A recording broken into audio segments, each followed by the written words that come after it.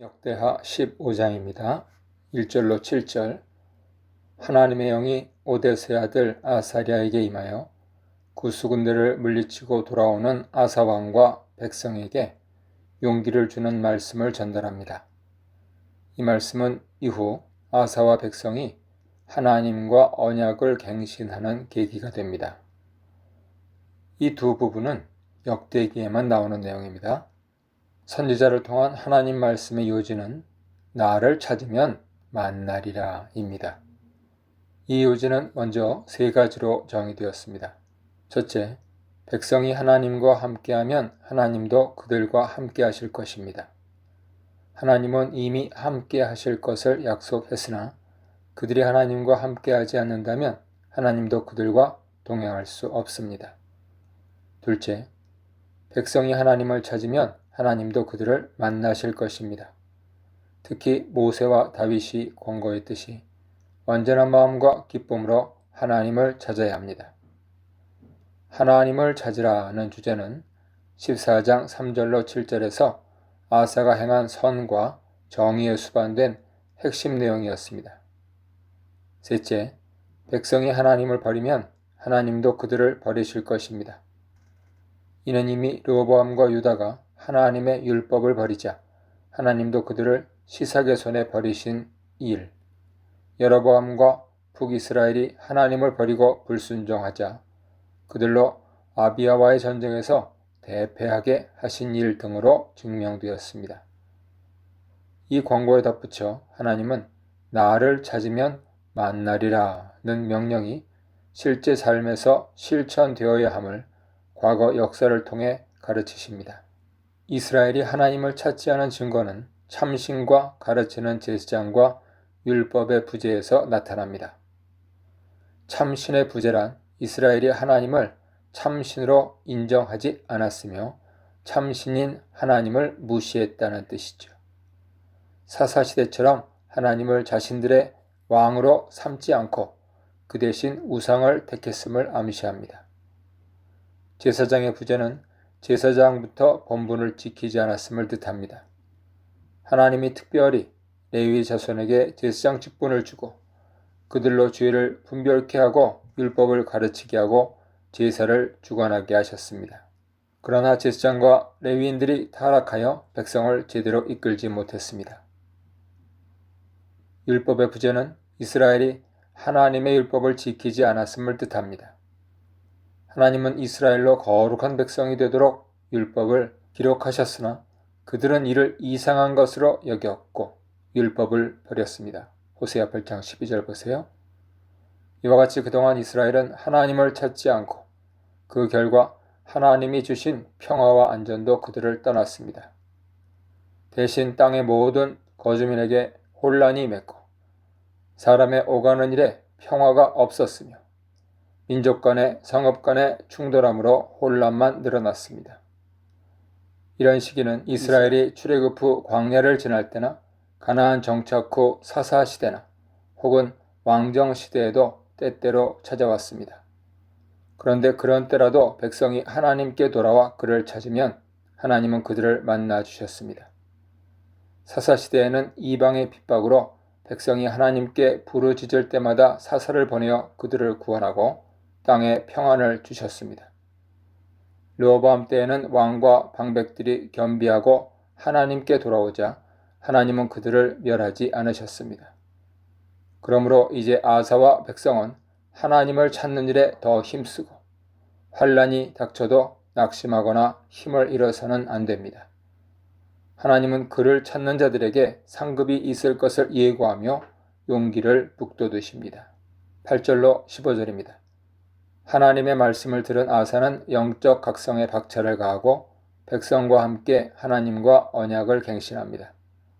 아사는 강하게 하라는 하나님 말씀에 순종하여 스스로 강하게 하여 용기를 냈습니다. 또 손이 약하지 않게 하라는 명령에 순종하여 먼저 남유다의 우상을 없애고 그 후 북이스라엘의 에브라임 산지에서 빼앗은 성읍들에 있는 우상을 제거했습니다. 이 성읍들은 아비야 때 빼앗은 베델 등지를 가리키거나 성경에 기록되지 않은 북이스라엘과의 전쟁에서 아사가 빼앗은 것으로 추정됩니다. 우상 척결 외에 아사는 성전 낭실 앞에 있는 여호와의 제단을 보수하고 성결케 했습니다. 언약식을 거행함으로 이에 대한 준비를 철저히 한 것으로 보입니다. 그 후 아사는 언약식을 위해 먼저 남유다 백성을 모았고 또 북이스라엘 사람들도 모았습니다. 여로보암 때부터 북이스라엘에서 유다로 와 거주하는 이들이 있었지만 아사 때는 하나님이 함께 하시는 그의 통치력에 이끌려 이스라엘 왕 바아사를 버리고 아사에게 오는 자가 많았습니다. 이처럼 하나님과 올바른 관계를 가진 지도자는 백성에게 영적 본보기가 됩니다. 드디어 아사와 유다 및 북이스라엘에서 온 백성들이 함께 하나님과의 언약을 갱신합니다.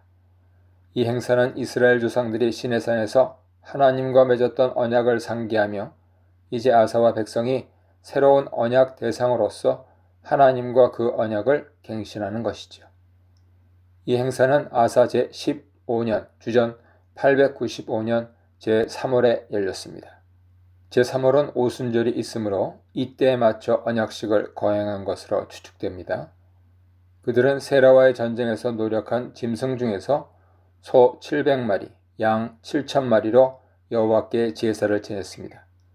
또한 그들의 온 마음과 온 영혼으로 조상들의 하나님 여호와를 찾기로 언약을 맺었습니다. 여호와를 찾지 않는 자는 누구를 막론하고 죽음에 처할 것까지 선언했습니다. 온 무리가 하나님께 큰 소리로 맹세하고 악기를 불며 경축하며 다 같이 기뻐했습니다. 온 마음과 온 뜻으로 임한 이들의 태도는 신명기 6장 4절에 대한 순종입니다. 즐거움과 찬양과 악기 소리는 다윗과 솔로몬 때 언약궤를 옮기고 성전 봉헌식을 거행하던 날을 기억나게 합니다. 모두 하나님 백성으로서 하나님께 마땅한 헌신을 표현하는 모습이죠.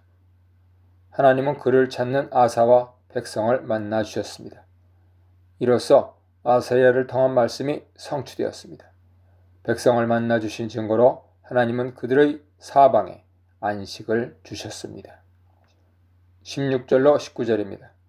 아사는 태후 마아가가 아세라의 목성을 만들어 숭배하자 그녀를 폐위했습니다. 마아가는 압살롬의 손녀이자 르호보암의 아내이며 아사에게는 할머니죠. 아사의 결정은 혈연에 얽매이지 않는 과감한 신앙적 결단을 보여줍니다. 아사는 태후가 만든 우상을 자르고 부수어 기드론 시내가에서 불살랐습니다. 그러나 이방신 숭배 장소인 산당들은 제거되지 않았습니다. 앞서 14장 3절 5절에서는 아사가 산당을 제거했다고 언급한 것과 상충되죠. 14장 3절 5절에서는 우상 척결에 중점을 두어 일반적으로 유다의 산당을 대부분 제거했음을 묘사하고 16절에서는 제거되지 못한 산당도 일부 남았음을 구체적으로 언급한 것일 수도 있습니다. 산당이 남아있으므로 백성들 중에 이방신을 숭배하는 자들이 있었습니다. 그러나 아사의 마음은 평생 완전했습니다. 이 평가는 그가 하나님의 눈에 선과 정의를 행했다는 평가와 마찬가지로 아사에게 죄나 실수가 없다는 뜻이 아니라 그의 일생에 대한 일반적인 평가일 것입니다. 아사는 아비야와 자기가 전리품으로 얻은 것 중 하나님께 헌납한 은금과 그릇을 성전으로 가져갔는데 이는 하나님에 대한 물질적인 헌신을 나타냅니다. 하나님을 찾고 말씀에 순종하는 아사에게 하나님은 이때부터 그의 제위 제35년까지 전쟁 없는 평안한 시대를 허락하셨습니다.